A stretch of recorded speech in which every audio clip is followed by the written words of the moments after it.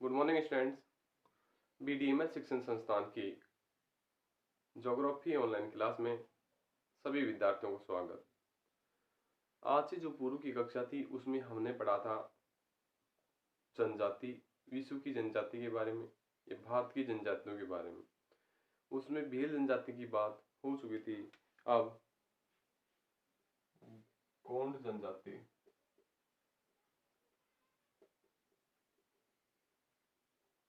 के बारे में अध्ययन करेंगे।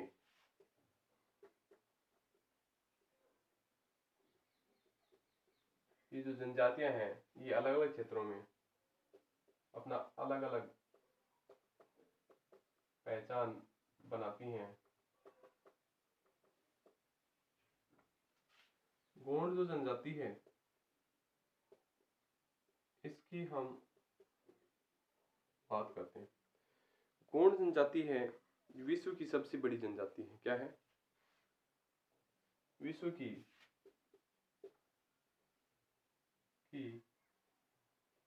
सबसे बड़ी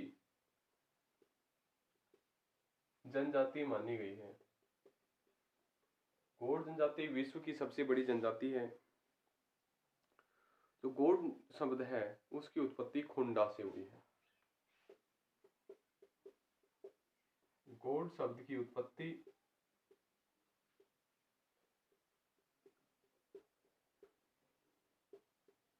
खोंडा से हुई। किससे हुई? खोंडा से हुई है। जिसका अर्थ होता है पहाड़ी क्षेत्रों में रहने वाले लोग। इसका अर्थ होता है पहाड़ी क्षेत्र के लोग। तो इससे स्पष्ट होता है कि गोंड जो जनजाति है वो पहाड़ी क्षेत्रों में निवास करने वाली एक जनजाति है। ये भारतीय प्रायद्वीप में मिलती हैं। ये जो जनजाति है ये जनजाति भारतीय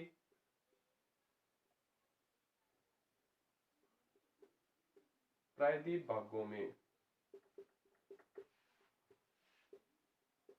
मिलती हैं। ये अपने आप को एक और अलग नाम से भी जानते हैं। ये अपने आप को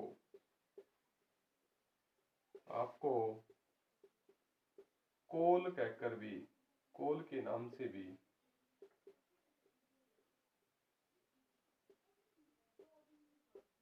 जानते हैं। तो गोंड जो जनजाति है उसका उपनाम है कोल, क्योंकि स्थानीय भाषा में अपने आप को कोल के नाम से जानते हैं। बात करते हैं इसके निवास स्थान की।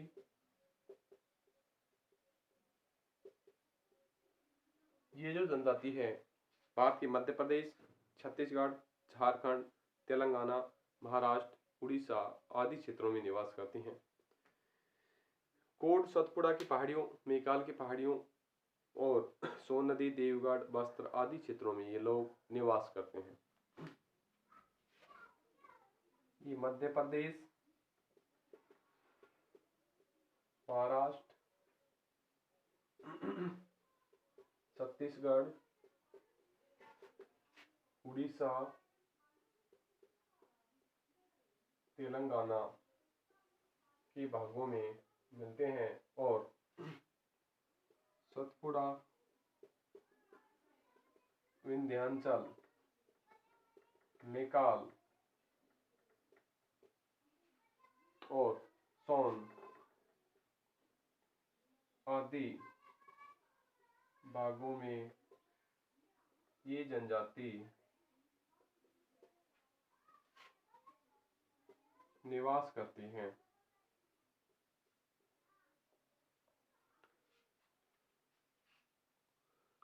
इसके अलावा कह सकते हैं देवगढ़ की उच्च भूमि है एमपी में है देवगढ़ की उच्च भूमि के भाग में भी ये लोग निवास करते हैं।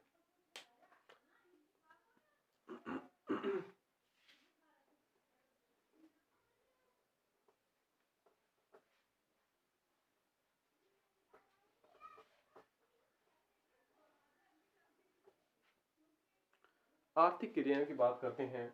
गौड़ जनजाति की आर्थिक क्रियाएं।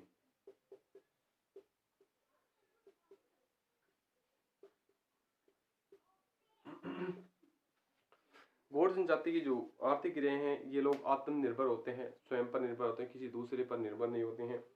ये मुख्य व्यवसाय कृषि को मानते हैं। झुम्मिंग कृषि, आखेट आदि करने में ये लोग महत्व होते हैं। ये लोग पशुपालन, मछली पालन और वनोत्पाद से भी अपना संग्रहण करते हैं। ये तो सभी में थे, पर जो कृषि की जो स्थिति है, कृषि का जो प्रकार है, एक इनमें दीपा कृषि होती है। दीपा जो कृषि होती है, झुम्मिंग कृषि का ही एक रूप होता है। झुम्मिंग कृषि का रूप होने के कारण इसमें पेंडा कृषि भी होती है, जो कृषि मध्य प्रदेश के बस्तर क्षेत्रों में होती है। तो आर्थिक क्रियाओं में होते हैं ये लोग कृषि, आखेट और मछली पालन, संग्रहण आदि कार्य करके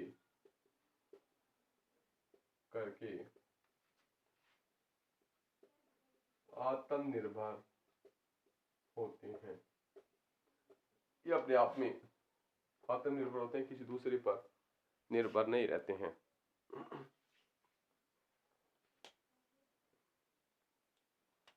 इसमें जो कृषि का प्रकार है, दीपा कृषि, पूछा जाता है दीपा कृषि किस जनजाति द्वारा की जाती है? गौड़ जनजाति द्वारा। एक था चिमाता और दजिया। चिमाता पहाड़ी क्षेत्रों में की जाने वाली भील जनजाति की कृषि कार्य था, और दजिया मैदानी भागों में किए जाने वाला कृषि कार्य। दीपा कृषि झुम्मिंग कृषि का प्रकार है।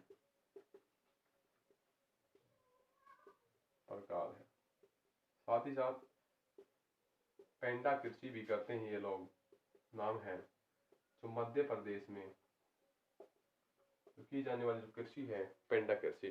तो गौड़ जनजाति की दीपा कृषि और पेंडा कृषि दोनों गौड़ जनजाति की हैं, मध्य प्रदेश में की जाती है। ये झुम्मिंग कृषि का प्रकार है। इसके अलावा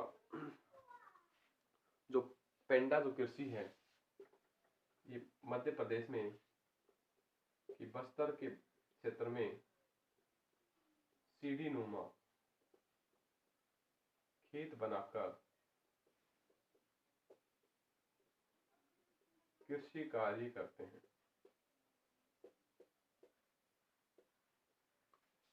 तो इस भाग में जो कृषि है, उस कृषि कार्य करते हैं।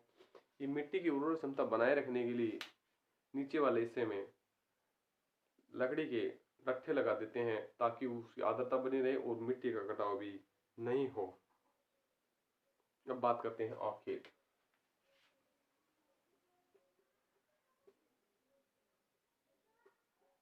आखेट आखेट में ये लोग शिकार करते हैं। धीरे धीरे शिकार का स्थान किसने ले लिया? कृषि ने। आखेट में ये लोग शिकार करते समय धीरे धीरे आखेट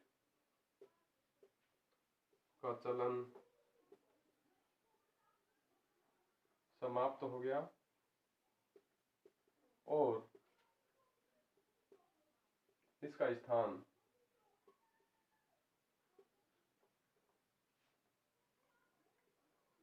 कृषि ने ले लिया।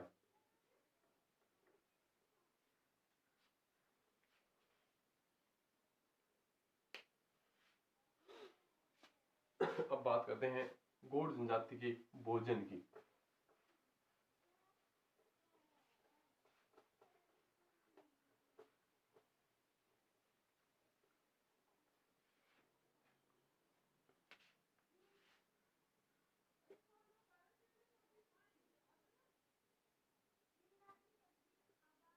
भोजन, ये कोदू व कुटकी जैसे अनाज होते हैं। इन क्षेत्रों में जो अनाज है, अनाज को स्थानीय भाषा में कोदू व कुटकी नाम दिया है।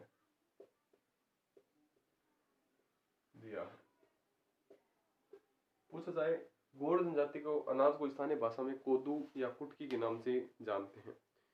ये लोग साग सब्जियां भी उगाते हैं, साथ ही साथ मुख्य व्यवसाय के रूप में काम लेते हैं।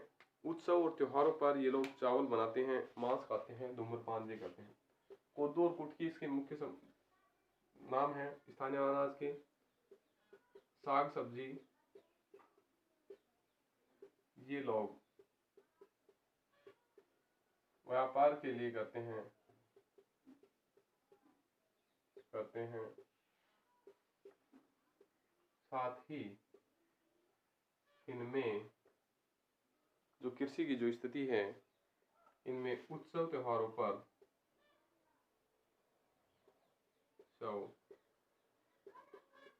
पर ये लोग चावल बनाते हैं। क्या करते हैं? ये लोग चावल बनाते हैं, मांस खाते हैं और धूम्रपान भी करते हैं। जो महुआ से बनी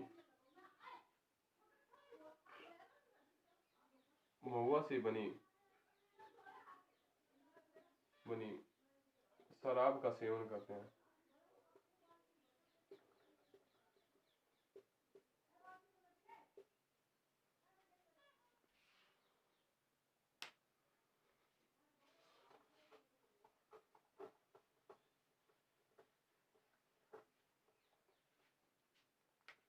अब बात आती है वस्त्र की। जो गौड़ जनजाति है, इनके जो वस्त्र हैं क्या होते हैं? ये सूती वस्त्र पहनते हैं, धोती, स्त्रियां साड़ी पहनती हैं, चांदी व एल्युमिनियम के गहने बांधते हैं, रंग बिरंगी चूड़ियां पहनते हैं और गले में मनके डालते हैं। वस्त्र में स्त्री और पुरुष लोग धोती बांधते हैं तथा स्त्रियां साड़ी पहनती हैं। पुरुष लोग धोती बांधते हैं और स्त्रियां साड़ी पहनती हैं। इनमें चांदी और एल्युमिनियम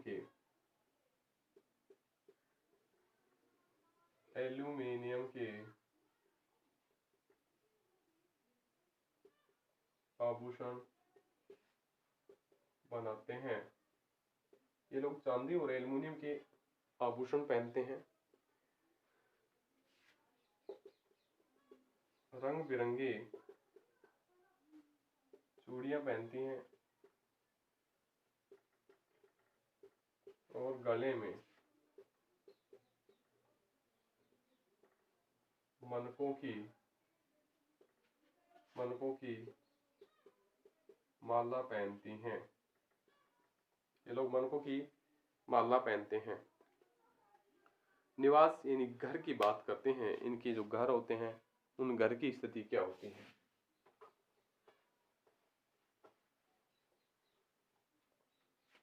घर, निवास या घर,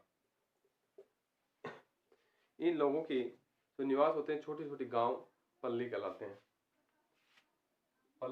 हैं। पल्ली छोटे छोटे गांव होते हैं। गांव जिसे ढहाणी कहते हैं, वो गौड़ जनजातियों में पल्ले के नाम से जानी जाती हैं। ये निवास स्थान बनाता है। शुभ समय पर अपना उत्सव मनाते हैं। ये लोग घास फूस मिट्टी के बने होते हैं। इनके मकान घास फूस मिट्टी के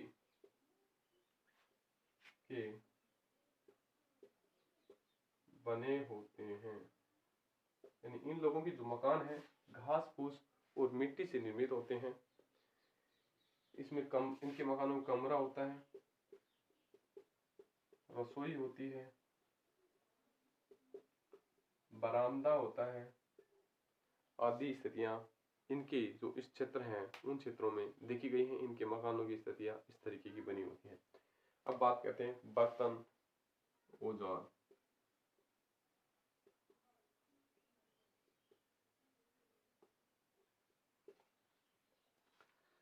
ये औजारों में खुरपी, फावड़ा, दराती, कुल्हाड़ी और तीरों की नोक आदि का प्रयोग करते हैं। ये तीरों की नोक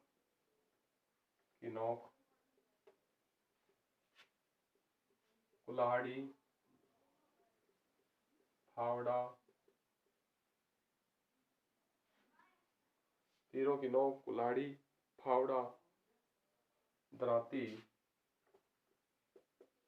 आदि का ये लोग औजारों के रूप में उपयोग करते हैं।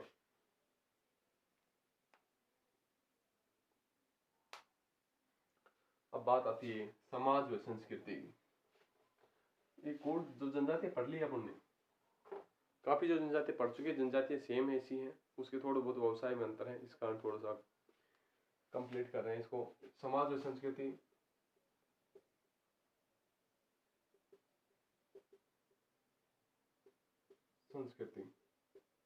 समाज और संस्कृति की स्थिति है पितृसत्तात्मक समाज होता है सभी में।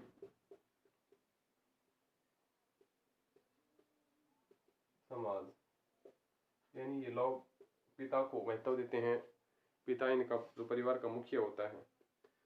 पिता की मृत्यु के बाद उनकी अचल संपत्ति है पुत्रों में बढ़ जाती है। बुजुर्ग परिवार का मुखिया होता है। गांव के जो मुखिया होता है उसको पटेल कहते हैं। गांव के चौकीदार को कोतवार कहते हैं।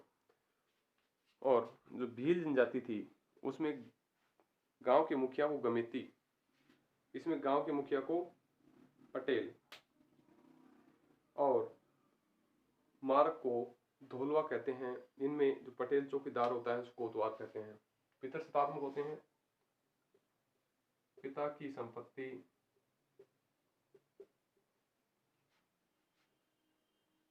मृत्यु के बाद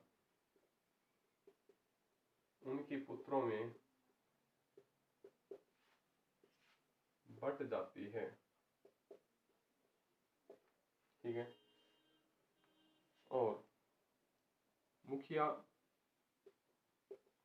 को पटेल कहा है। इनका जो घर का मुखिया होता है पटेल कहा है। जो वृद्ध व्यक्ति इनके परिवार का मुखिया होता है। इनमें एक चौकीदार होता है। दार को कोतवार क्या कहा गया है? कोतवार। चौकीदार की जो स्थिति है वो कोतवार नाम दिया है। जो विवाह की जो स्थितियां हैं उसमें सेवा विवाह, हरण विवाह, विधवा विवाह आदि जो विवाह के प्रकार हैं। धूलिया गौड़ जनजाति की प्रमुख गायिका है। धूलिया क्या है? गायिका इनकी प्रमुख जनजाति की मानी गई है।